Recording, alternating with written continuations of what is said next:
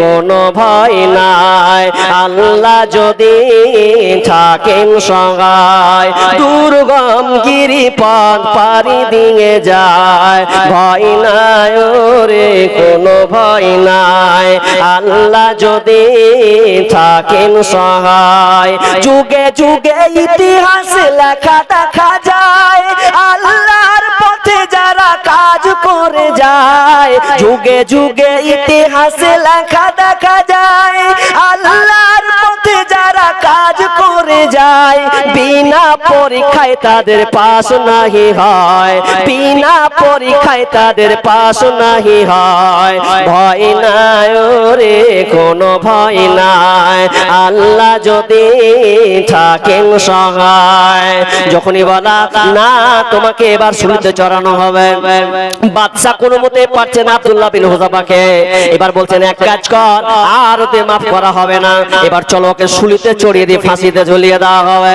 ফাঁসিতে ঝুলিয়ে যখন সামনে নিয়ে যাচ্ছে, বলছে আমাকে ফাঁসিতে ঝুলানো কোনো অসুবিধা নাই। আব্দুল্লাহ বিন হুযাফাকে উল্টো করে টাঙিয়ে দেওয়া হলো। বলছে বল ইসলাম ছাড়বে কিনা বল। আব্দুল্লাহ বলছেন না আমি ইসলামকে ছাড়তে পারবো না। নির্যাতন নির্মম শুরু হলো। এরপরে লাস্টে বলা হলো যখন না পারলো, না পেরে বলছে এক কাজ কর, এভাবে ওকে শাস্তি দিয়ে কোনো লাভ হবে না। তোরা যে রান্না করিস, এই তোরা যে রান্না করিস বড় কড়াই দিয়ে, ওই কড়াইটাকে সামনে নিয়ে আয় আর ওখানে তেলকে ঢেলে দে। তেল যেমনই ঢেলে দেওয়া, সঙ্গে সঙ্গে তেল যেমন ঢেলে দেওয়া হয়েছে, গরম উত্তপ্ত করে দাও দাও করে ফুটন্ত জ্বলছে। এমন সময় বলছে দেখ এখনো সময় আছে। কিন্তু আব্দুল্লাহ বলছে এক সেকেন্ড চিন্টু আমাকে সরাতে পারবে না। তখন তার একজন গোয়েন্দা তাদের 80 জন যে ছিল আটক হয়েছে, তার মধ্যে আর একজনকে ধরলো। ধরার পর গরম তেলের মধ্যে ঠেলে দিল। পুরো শরীর চামড়া ঝলসে বার হয়ে গেল, হাড্ডি হয়ে গেল, কঙ্কাল হয়ে গেল। বলছে এবার দেখ, বলছে কোনো ব্যাপার নাই। যখনই তাকে ফেলা হচ্ছে তেলে, তখনই ওই সময় চোখ দিয়ে যেন তার পানি ঝরছে। আব্দুল্লাহ বিন হুযাফার চোখ দিয়ে পানি ঝরঝর করে ঝরছে। এমন সময় হিরাক্লিয়াস বাদশা হিরাক্লিয়াস বলছে মনে হয় এবার তোর ভয় লেগেছে, মনে হয় তুই এবার ইসলাম কেন ছাড়বে, এবার তোর মরণ বলে হয়। আব্দুল্লাহ বিন হুযাফা বলছেন এটা নয় নয়, আমি কাঁদছি ওটার জন্য নয়, বরং আমি কাঁদছি এই জন্যে আল্লাহ যদি আমার প্রতিটা লোমের বিনিময়ে আমার হায়াতটাকে দিত, প্রতিটা লোমের বিনিময়ে যদি আল্লাহ আমাকে জীবন দিত, আমি বারবার হাজারবার আমি শহীদ হতাম, হাজারবার আমি তেলে পড়তাম। এটার জন্য আমি কান্না করছি, কিন্তু একবারই তো আমার সেল খতম হয়ে যাবে। যখন এই কথা বলা আব্দুল্লাহ বিন হুযাফার কথা যেমনই শেষ, তখন হিরাক্লিয়াস বলছে রে ওকে ছেড়ে দে, আয় আয় আব্দুল্লাহ আমার কপালে তুই চুমু খা। ভয় এত ভয় দিল যে ভয়ের সাথে আরো ইমানি তার চেতনা বাড়ছে। আর আমাদের যখন বলছেন যে ডিসেল ক্যাম্পে যখন ভরবে তো কেমন করে থাকবি, খেতে দিবে কি না দিবে, সাটো সাটো হয়ে থাকবি, তো এ নিয়ে টেনশনে ওদের ঘুমই হয় না। কেমন মুসলমান আপনি? ইমানকে সক্রিয় করুন। আল্লাহ বলছেন ভয় দিয়ে পরীক্ষা করব। চটচট করে আমি 5টা বলি, টাইম 10:30 অবধি না, 10:30 পর্যন্ত টাইম তো নাকি, তাহলে ঘাবড়াই না, লোকটি বসে আছে। চলেন চলেন। নাম্বার 1 হলো, নাম্বার 2 ওয়ালজু, অভাব। অভাব দিয়ে আমি আল্লাহ পরীক্ষা করব। অভাব দিয়ে আপনার টাকা আজকে হঠাৎ করে নাই চুরি হয়ে গেছে, হঠাৎ করে আপনার বাড়ি পেয়ে গেল, হঠাৎ করে আপনি ঋণগ্রস্ত হয়ে গেলেন। আল্লাহ বলছেন হে বান্দা তোমার যে ঈমান আছে কি না আছে, তোমাকে আমি অভাব দিয়ে পরীক্ষা করব। অভাব আমি বলতে পাবো না বিধায় চটচট করে বলছি। অভাব কি জিনিস? আপনার এখন 50,000 দরকার, 20,000 দরকার নেই, কি করবেন? ধৈর্য রাখুন। অভাব, আপনাকে আল্লাহ সন্তান দেননি, অনেক দিন থেকে দানটা দিলেন, অনেক দিন থেকে আপনি প্রেসান হয়ে আছেন, কখন একটা বেটা পাবো, কখন পাবো কি পাবো না। অভাব। যার ছেলে নেই সে বুঝছে তার ঠেলা কতটা। নবী মুসার জামানায় একজন মহিলা এসে বলছেন যে নবী মুসা, আপনি তো আল্লাহর সঙ্গে কথা বলেন, তো এক কাজ করুন, আমার পেটে সন্তান যেন হয়, 2-4 বছরের জিন্দেগি সন্তান হচ্ছে না, তো একটু দোয়া করেন না যেন সন্তান হয়।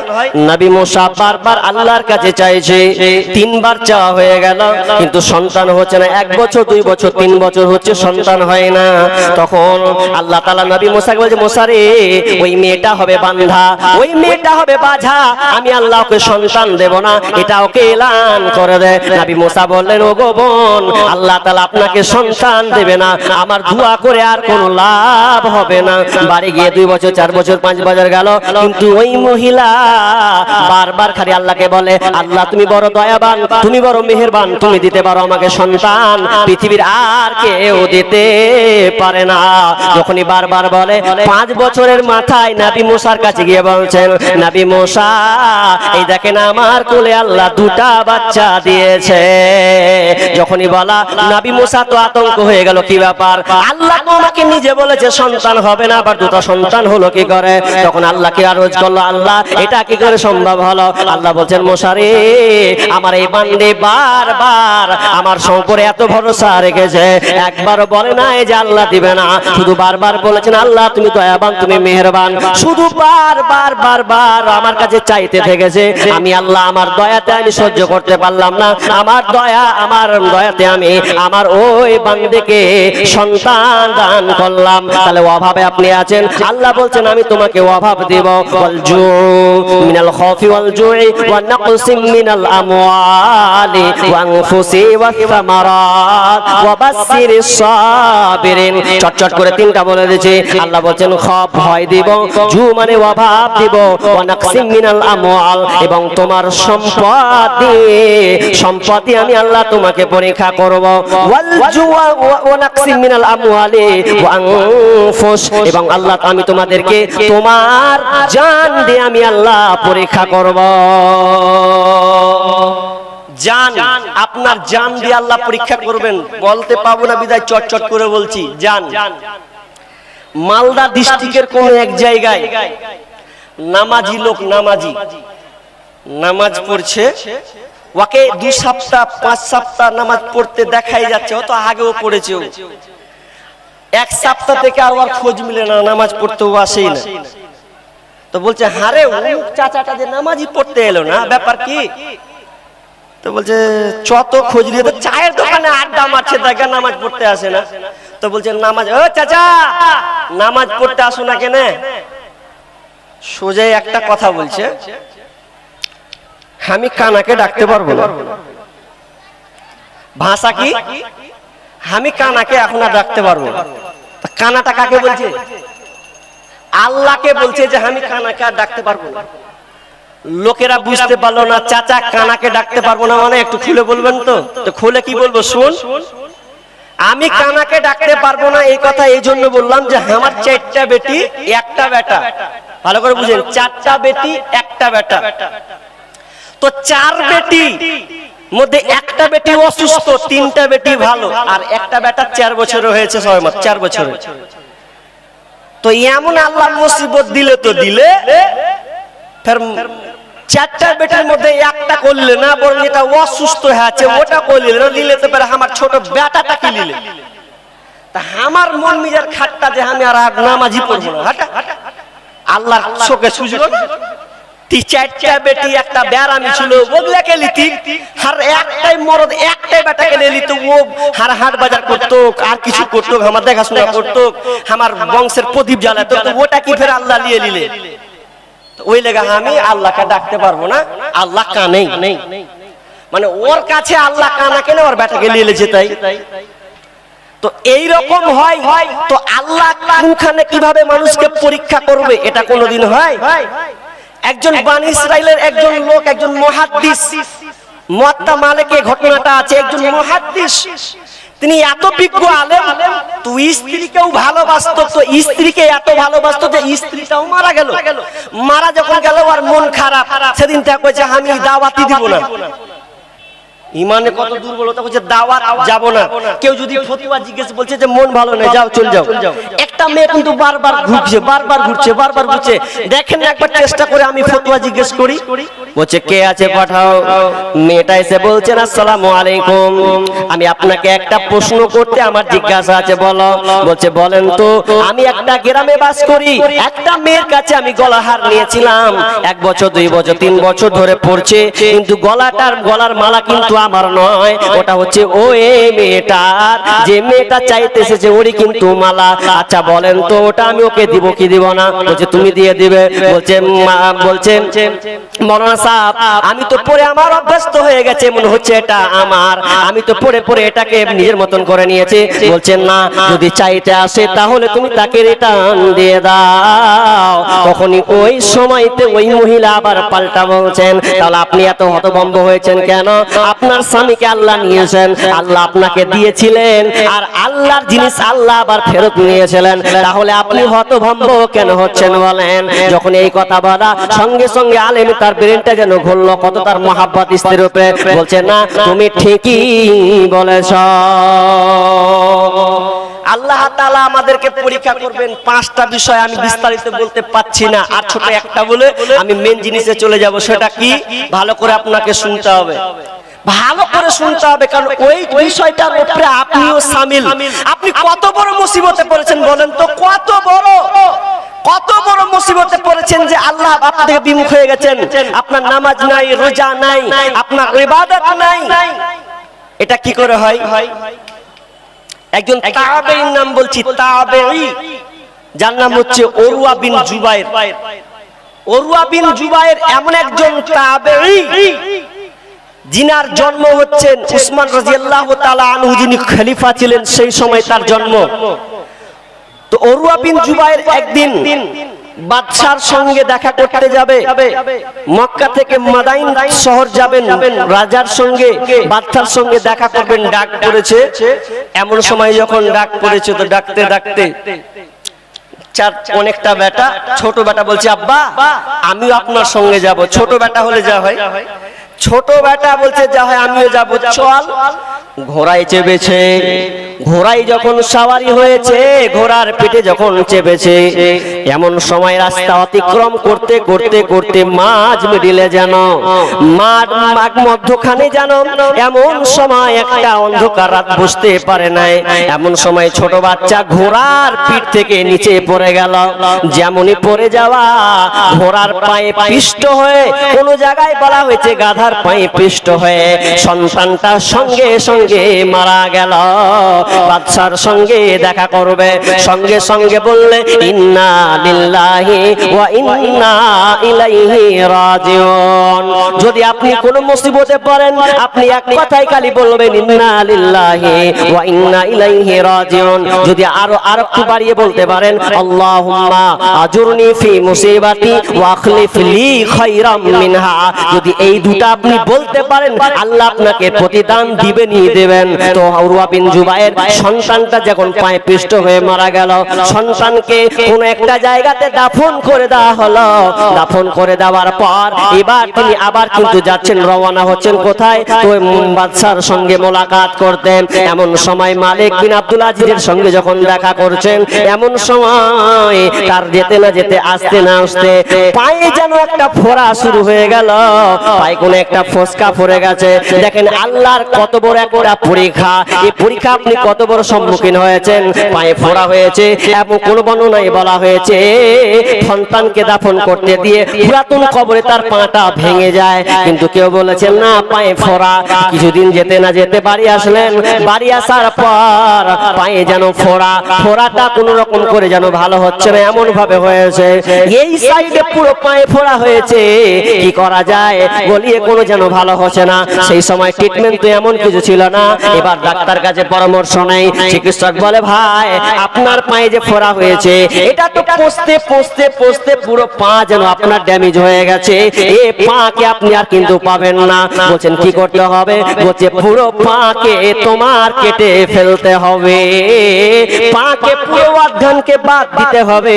আল্লাহ, এক তো আমার চোখের সামনে সন্তান মারা গেল, দ্বিতীয়ত আর একটা বিপদ, আল্লাহ তুমি আমাকে পরীক্ষা করলে পাটা যেবার বাদ দিতে হবে, কি করা যায় সেই সময় চিকিৎসা, এখনকার চিকিৎসা ইনজেকশন মারবে আপনি বেহুশ হয়ে যাবেন, অজ্ঞান হয়ে যাবেন। আমার যখন নাকটা অপারেশন হয় আমি একটু টের পাইনি, কাটা ছিঁড়া করেছে কিছুই জানি না, পরে আমার হুঁশ ফিরছে যে না আমাকে পুরো ব্যান্ডেজ করে দেওয়া হয়েছে। কিন্তু এই সময় বর্তমান ডিজিটাল যুগে খুব সহজ, সেই সময় কিন্তু ওই রকম অপারেশন করতে গেলে কি করতে হয়, সেই সময় নিয়ম ছিল যে পাকে বাদ দিতে হবে বা কোনো জায়গা কাটা ছিঁড়া করতে হবে। সেই সময় চিকিৎসার নিয়ম ছিল মদ পান করানো হতো, মদ খাবে ব্রেনটা বেটাল হবে, কাটাকাটি করলে তুমি বুঝতে পারবে না। চিকিৎসক বলছে আপনি একটু মদ পান করুন। আব্দুল্লাহ বিন হুযাফা বলছে খবরদার মদের কথা আপনি নিয়ে আসবেন না, আমি কোনোদিন মদ মুখে নিতে পারবো না, আমি মদ পান করব না, কারণ আমি জবানে আল্লাহকে ডাকি, এই মুখে আমি 5 ওয়াক্ত নামাজ পড়ে দুয়া তাসবিহ তাহলিল করে, আমি এই মুখ দিয়ে আমি কোরআন তেলাওয়াত করে, আর আপনি কি করে বললেন যে মদটাকে মুখে নাও আর আমার পায়ে কাটা হবে? আমি মদ মুখে দেব না, আমার পাটাকে কেটে দেন। পা কাটবে, মদ খাওয়ানো হবে, সেই সময় চিকিৎসা। আব্দুল্লাহ বিন উরওয়া বিন জুবায়ের বলছেন যে আমি খাবো না মদ। কাটেন আপনি আমার পা, কাটেন বাঁধেন, কি হয় দেখছি কাটেন। হাজি ভাই আচ্ছা মদটা যদি খেয়ে নেয় ওই সময়তে খাওয়া যাবে কি যাবে না? ওই সময়তে খেলে কোনো অসুবিধা নাই, খেয়ে নিলে ও চিকিৎসার জন্য তো, কিন্তু খাচ্ছেন না তার ঈমানে, তার মধ্যে ভিতরে বলছে আমি কোরআন তেলাওয়াত করি, আমি আল্লাহকে ডাকি ওই মুখে। আর আমাদের বর্তমান প্রেক্ষাপটে মুসলমান কত চাচা গুল টানছে এইদিকে আর উজু করে আবার মসজিদে ঢুকছে, এবার খয়নি দেখতে বেহিক করছে আবার বিসমিল্লাহ করে যাচ্ছে, মুখে দুর্গন্ধতে ও টিকা যায় না।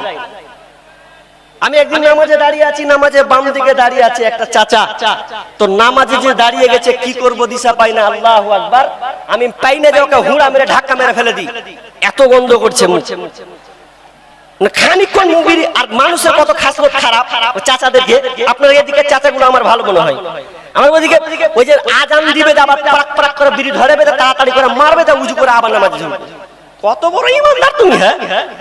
হ্যাঁ, আর আব্দুল্লাহ বিন হুযাফা খাচ্ছেন না, পা কাটবেন, এই কথাটা একটু শুনুন। পা কাটবে, পা যখন কাটা শুরু হচ্ছে, যেমন ডাক্তার চিকিৎসক পাকে কাটছে, এমন সময় বারান্তে একজন মুফাসসির লিখছেন যে আপনার কলম পত্রিকাটা বের হয়েছিল আত-তাহরিক পত্রিকা, সেখানে ঘটনাটা তুলে ধরা হচ্ছে যে যখন পাকে কাটা হয়, পাকে কাটার সময় উরওয়া বিন জুবায়ের এমন জোরে একটা চিৎকার মেরেছিলেন, আল্লাহ বলে এত জোরে একটা চিৎকার মেরেছিলেন, ইন্না লিল্লাহি ওয়া ইন্না ইলাইহি রাজিউন, পরে সঙ্গে সঙ্গে সেদিনকে অজ্ঞান হয়ে গেছিলেন, ব্যথার চোটে বেহুশ হয়ে গেছিলেন, পাকে দ্বিখণ্ডিত করে দিয়েছিলেন। আমি আপনি হলে কোথায় যেতাম? আমাদেরকে আল্লাহ পরীক্ষা করে কত কিছু দিয়ে, কিন্তু আমরা পাস করার সম্মুখীন হয় না। পাকে বাদ দেওয়া হলো, শুধু ক্ষান্ত নয়, পা তো বাদ গেলই গেল। এরপরে কি শুনলেন? গরম তেল আনা হলো, গরম তেল এনে টপ টপ টপ করে যেন ফুটছে, এত গরম তেল।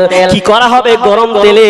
যে পাটাকে বাদ দেওয়া হয়েছে, পা দিয়ে ফিঙ্কি দিয়ে রক্ত বের হচ্ছে, ওই পা দিয়ে এবার পাটাকে গরম তেলে যেন চুবড়ানো হবে। এই জন্য চুবড়ানো হবে যাতে রগগুলো যেন মুচড়ে যায়, রক্ত পড়া যেন বন্ধ হয়ে যায়। এই জন্য গরম তেলে পাকে ডুবানো হবে। যখনই গরম তেলে পাকে যখন ডুবানো হয়, আল্লাহ আর যেন আর সহ্য করতে যেন পারে না, চোখ দিয়ে ঝরঝর করে পানি ঝরছে, মনে মরে গেলাম মরে গেলাম।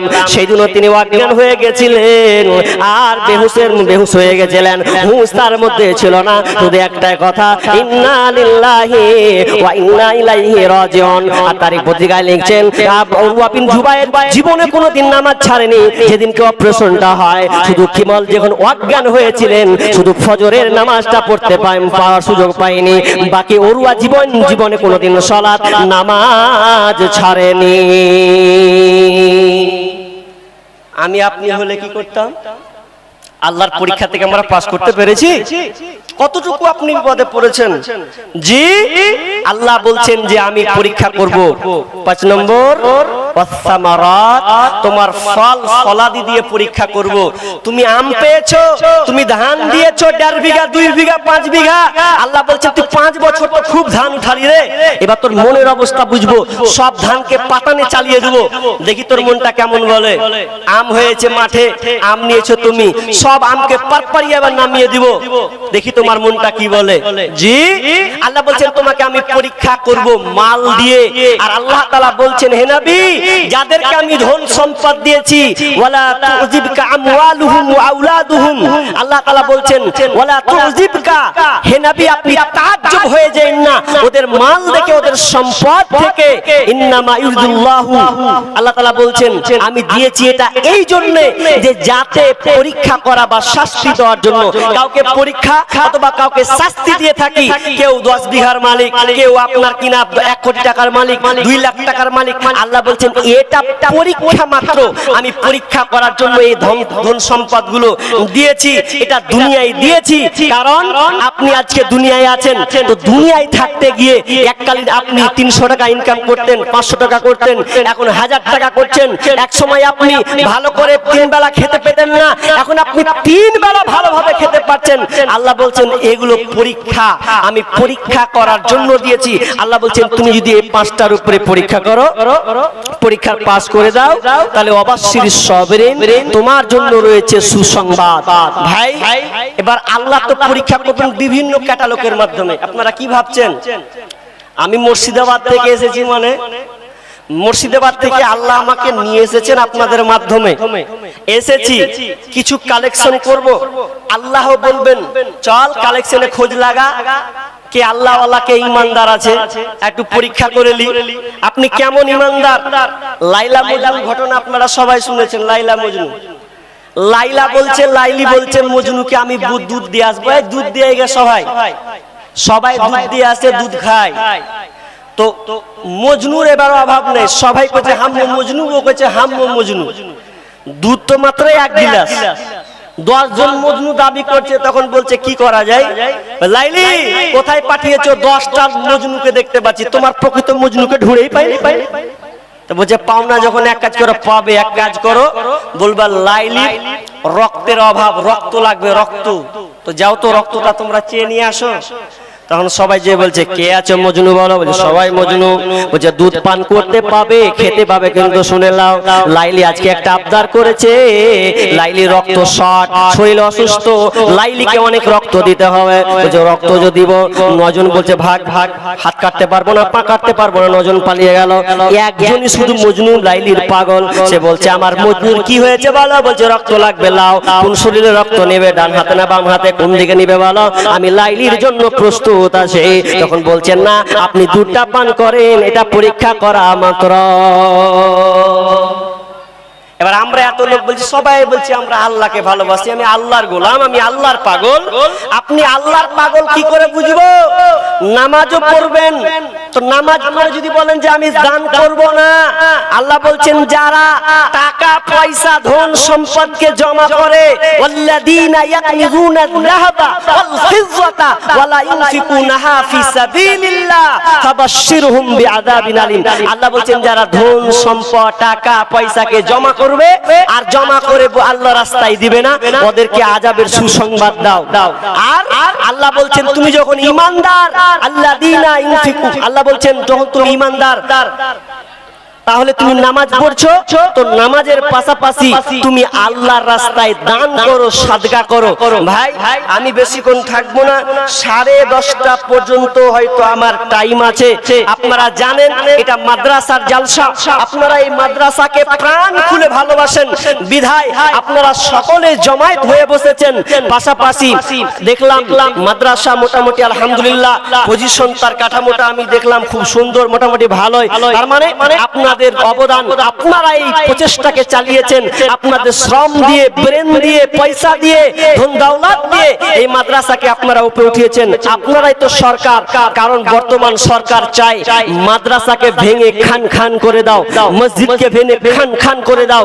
যদি সামনে ওর ক্ষমতা পায়, যদি হাতের মুঠোয় নেই, তো না চাইবে না যে ভাঙতে চাইবে। কারণ যেগুলো তাদের দখলে আছে, ইউপি আপনার উত্তরপ্রদেশের যতগুলো, গুজরাট, এগুলো যতগুলো তাদের হাতে আছে, আপনি যদি দেখেছেন সোশ্যাল মিডিয়াতে বড় বড় মাদ্রাসাগুলোকে ভেঙে দেওয়া হচ্ছে। কেন?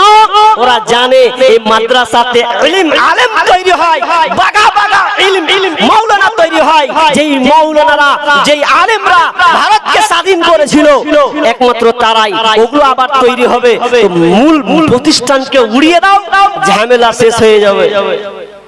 বর্তমানে এটাই চলছে। আমরা মুসলমান, আরে যত সরকার আমাদের বিরুদ্ধে যত আঙুল তুলুক, আমরা কমতি নয়। আমাদের ইমানি বলে, ইমানি চেতনা দিয়ে আমরা এই প্রতিষ্ঠানকে গড়বই গড়বই, যাতে সরকারের সাপোর্ট হোক আর হোক। ইনশাআল্লাহ, জি ইনশাআল্লাহ। সবাই হাত তুলে ইনশাআল্লাহ। ভাই আপনারা চান না? চান সবাই। আমরা চাই এই ইসলামকে তারা ডুবিয়ে দিতে চাই। আমরা ছোট ছোট এই মাদ্রাসাগুলোকে করে আমরাও একটা প্ল্যাটফর্মে নিয়ে যাব ইনশাআল্লাহ। ভাই আমি একটা আবদার করছি আপনাদের কাছে করজোরে, কেউ আছেন এরকম 10,000 দেনেওয়ালা? একটা লোক প্রথমে আসবেন, একটা লোক। আপনি ইচ্ছা পোষণ করেছেন যে আমি কিছু না হয় দিব, আজকে দিবেন? জি অবশ্যই দিবেন। তবে কথা হচ্ছে যে কেউ কি আছেন একটা লোক যে 10,000 টাকা দিবেন? একটা লোক বলুন। একটা লোক 10,000 টাকা। আমার ডাইনে বাইনে পেছনে যারা আমার আওয়াজ কর্ণপাত করছেন, একজন বলবেন আল্লাহর রাস্তায় দেখি 10,000 টাকা। ভাই আল্লাহর রাস্তায় নাই, একটা 10,000 টাকা পাবো না।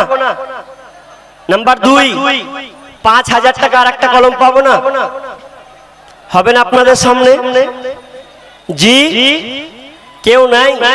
একজন বলুন না আল্লাহর রাস্তায় আমি 5,000 টাকা দিব। একজন লোক 10,000 টাকা দিব আল্লাহর রাস্তায়। বাইকে উঠবেন না, শান্ত সুষ্ঠ ভাবে বসুন। আদায় করা মানে খারাপ জিনিস নয়। এখানে নেকির, মাশাআল্লাহ। কি নাম? এখানে বসো, চিনো সবকে তো। এখানে বাড়ি নাকি? এখানে বাড়ি। কি নাম? মফিজউদ্দিন। আমার চাচা মফিজউদ্দিন। চাচা জান কত দিলেন গো? 1 2 3 4 5, 5,000 টাকা। প্রথমে একটা কথা বলেছিলাম 10,000 দাতা। জি কিছু লিখছেন নাকি? ধান টান নাকি? 1 মণ ধান, ধান 50 কেজি করে দেন। 1 মণ কেনে করবেন? 50 কেজি করে দেন ধানটাকে। আর এখানে কিছু পারবে না চাচা? পারবে না? একটু মন থেকে দেখেন না। একটা দাবি করেছি 10,000 টাকা। 10,000 যদি নাই পাই, 5 ও আমি দুটা বলেছিলাম, আপনি চালাকি করে দিলেন নাকি? আল্লাহু আকবার। কিছু দেন আর হবে না? আল্লাহু আকবার। শুনলাম নাকি আপনি 10,000 দিতে পারবেন। যা খায় আল্লাহ বারাকাল্লাহ। একটা হলো 10, 5,000 হলো। আমি একটা 10,000 কলম চেয়েছি ভাই, একটা 10,000। একটা একজন কোন আল্লাহর বান্দা আছেন ভাই, আল্লাহ আপনাকে ধন সম্পদ মালামাল দিয়েছেন, মানুষ একদিন আফসোস করবে। এটা যদি না, এটা আমার বানাওয়াটি কোনো কথা নয়। আপনি সূরা মুনাফিকুন যান, মুনাফিকুনের শেষ রুকুর দিকে আপনি ফলো করবেন। যদি বাংলা পড়তে পারেন তো বাংলা কোরআন পড়ে যাবেন। কারণ মানুষ যখন মারা যায় তখন আফসোস করে। ওই আফসোসটা বিবি নিবে না, বোন নিবে না, ছেলে নিবে না, মেয়ে নিবে না। এক কথায় কেউ বুঝতেই পারবে না। শুধু আল্লাহ 7 আসমান থেকে দেখবে যে আমার এই বান্দাটা কান্নাকাটি করছে। এটা আমি আপনি নয়। যদি আপনার দুর্বলতা আছে সবাই কাঁদবে। মানুষ যখন মরবে ওই সময় কাঁদবে। কি বলে জানবেন? ফায়াকুল রাব্বি লাউলা আখরতানি ইলা আজালিন করিব। মাবুদ গো মাওলাজি, আল্লাহ তুমি আমাকে আমার উপরে একটু রহম করো। ফায়াকুল রাব্বি লাউলা আখরতানি ইলা আজালিন করিব। আল্লাহ তুমি আমাকে একটু হায়াত দাও, আমার জিন্দেগানি একটু জিন্দেগি আমাকে দাও। কেন জিন্দেগি দিবেন? সেই সময় আপনি বলবেন ফাসাদাকা ওয়া কুম মিনাস সালিহিন। দুইটা কথা বলে আপনি মারা যাবেন। আল্লাহ কিন্তু এই দুইটা জিনিস শুনবেন, কিন্তু আল্লাহ আপনাকে ওই সুযোগটা আর দিবে না। কি সুযোগ? ফাসাদাকা, আল্লাহ বলবেন সাদকা, সাদকা করব, দান করব। আল্লাহ সুযোগ দাও। 10 কাঠা জমি ছুঁয়ে চলে এসেছি, 2 তলা বাড়ি ছুঁয়ে চলে এলাম। আল্লাহ অনেক ভুয়ে ভুয়ে ধান চাষ করেছি, কি হবে না হবে কিছুই বুঝতে পারলাম না। আল্লাহ বেটির মুখ দেখবো না, বেটার মুখ দেখবো না, বিবির মুখ দেখবো না, খালি একটু দান করব, কিন্তু ওই সময় আপনার কোনো কাজ হবে না। অতএব এই পজিশন করার আগে আপনি যতটুকু পারবেন আল্লাহর রাস্তায়, একটা লোক কলম আমি 10,000 টাকা চেয়েছি ভাই, 10,000 টাকা একটা লোক হবে না ভাই? একটা লোক 10,000, আজকে মনে হয় ঠকে বাড়ি যাবো নাকি? মনে হয় আজকে আপনাদের মাদ্রাসায় বলুন। দোমনার জাহিদুল ভাই, আপনি কোথায় আছেন?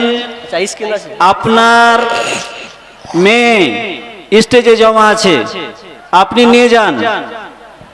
আপনার মেয়ে করন্দন করছে, স্টেজে ডিস্টার্ব করছে।